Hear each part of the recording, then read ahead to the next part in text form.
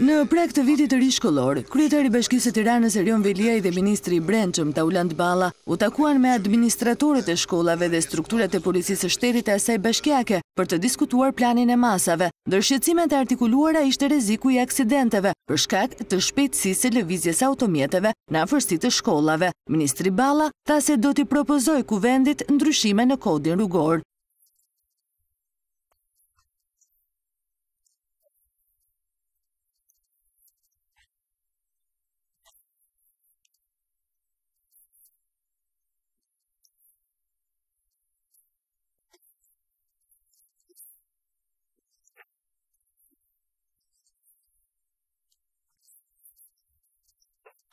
Bashkia e Tiranës edhe këtë vit do të rikthejë kufizimin e orareve të lëvizjes për një kategori automjetësh.